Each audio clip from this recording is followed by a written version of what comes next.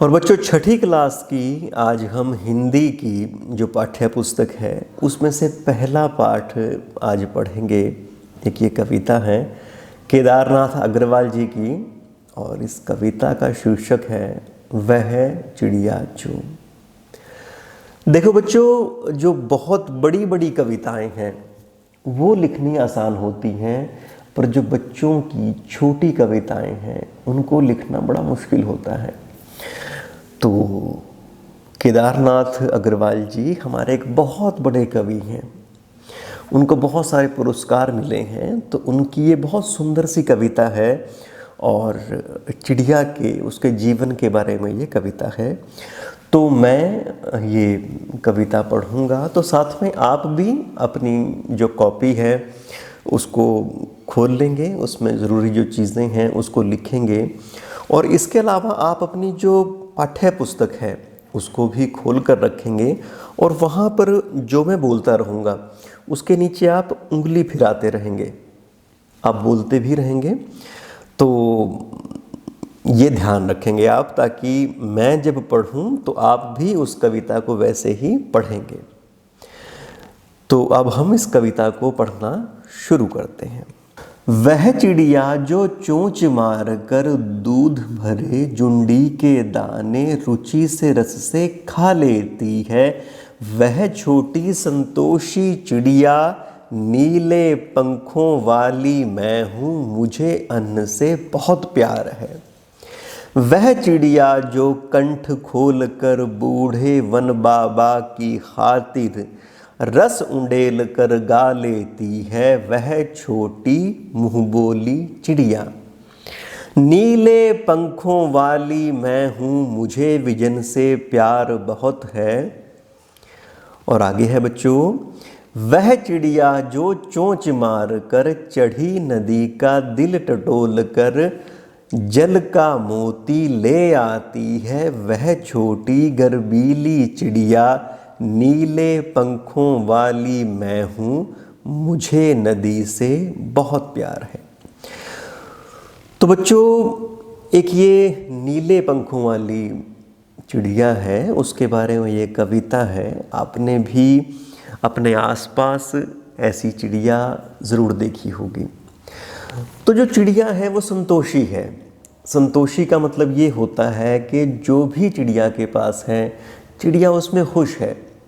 अब मान लिया आपके घर में जो चीज़ें हैं, अगर आपको लगे कि हाँ हमारे पास ठीक है, और आप उनमें बहुत खुश रहें और अपना सारा काम करें, तब आपको कहेंगे कि आप संतोषी हैं। पर अगर आपको लगे कि नहीं ये तो बहुत कम है, मेरे पास तो इतने पैसे होने चाहिए, उसके पास इतने पैसे होने चाहिए, तब आपका जो मन है उसमें शांति पड़ेगी नहीं। तो हमारे मन में जब शांति आ जाए, हमारे पास जो है हमें लगे कि वो काफ़ी है, तो उसको हम फिर कहते हैं कि संतोष हमारे अंदर आ गया है। तो जो चिड़िया है वो संतोषी है। तो एक पुराना जंगल है जहाँ की जो झांकी है इस कविता में कवि देते हैं, और वहाँ पे जंगल में खूब ज़ोर के जो चिड़िया है अपना वो गाना गाती है।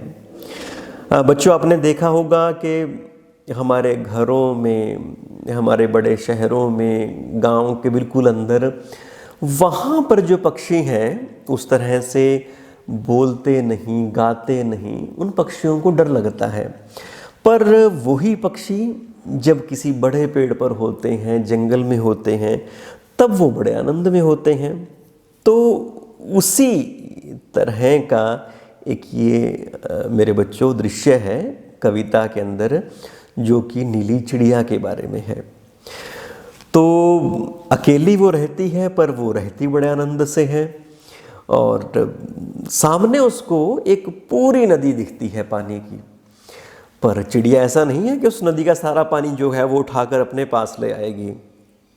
उसमें से वो एक चोंच भरती है और उसको ले आती है। जितनी उसको प्यास होती है वो उतनी ही लेती है। और जो कविता में जो चिड़िया दिखाई गई है, और वैसे भी जो कविता के परे भी जो चिड़िया होती है वो बहुत साहसी होती है, उसे नदी से लगाव होता है। तो इस तरह से मेरे बच्चों, एक जो चिड़िया है वो हमें संदेश देती है कि हमें चाहे थोड़ी चीज़ें अपने जीवन में मिलें, उनको हम संभालें, सहेजें और संतोष से रहें। और जिस तरह से चिड़िया अपने आप से गाना गाती है, अपने आप में खुश रहती है, तो हम भी अपने आप में वैसे ही खुश रहें। अपने आसपास हम खेलें, अपने घर में खेलें, अपने बड़ों से, अपने बच्चों से, आसपास के छोटे बहन भाइयों से हम प्रेम करें, अपनी प्रकृति से प्रेम करें, कुछ पौधे उगाएं। तो इस तरह से हम अपने आसपास का जो परिवेश है बच्चों, उससे प्रेम करना सीखें। और जैसे भी हमारे हालात हैं, हमारा घर छोटा है चाहे बड़ा है, उसमें हम खुश रहें। तो इस तरह से ये बहुत ही छोटी पर सुंदर सी कविता है केदारनाथ अग्रवाल जी की। तो इस कविता का जो मोटा मोटा सा जो अर्थ है बच्चों, मैंने वो आपको बताया है। अब आपको ये कविता कई बार पढ़नी है और कविता को बोलते हुए एक छोटा सा वीडियो आप 1 या 2 मिनट का बनाएं और जो हमारा ग्रुप है उसमें डालें। और इसके अलावा इस कविता की मेरे बच्चों, एक अगर हम प्रश्नोत्तरी की बात कर लें तो एक तो ये है कि जैसे आपने इस कविता में पढ़ा तो आपके मन में एक चिड़िया का चित्र आया होगा। तो आपको एक चिड़िया का जो चित्र है वो बनाना है। और इस कविता का जैसे एक शीर्षक हमने दिया है इस किताब के माध्यम से, तो आप भी सोचें कि इस कविता का और क्या नाम हो सकता था, तो वो आपको सोचना है। और जैसे इस लेसन में बताया गया है कि जो चिड़िया है वो कुछ चीज़ों से प्यार करती है, तो आप भी ये अपने दिमाग से सोचें कि ऐसी कौन सी चीज़ें हैं जो और हैं जिनसे चिड़िया प्यार करती होगी। और बच्चों, हमने जो आपको कविता है उसके दौरान एक लाइन बताई थी कि रस उंडेल कर गा लेती है। तो आपको क्या लगता है कि इस लाइन का क्या मतलब होगा? और एक इस कविता के अंदर लाइन है, चढ़ी नदी का दिल टटोल कर जल का मोती ले जाती है। तो इसके अंदर भी आपको बताना है कि इसका मतलब क्या है। चढ़ी नदी का दिल टटोलना, इसका मतलब क्या होता है? टटोलना वैसे एक ऐसा शब्द है जो हमारे घरों में भी हम बोलते हैं, आपके मम्मी दादी भी बोलते हैं। तो इसके अर्थ के लिए आप उनकी मदद भी ले सकते हैं बच्चों।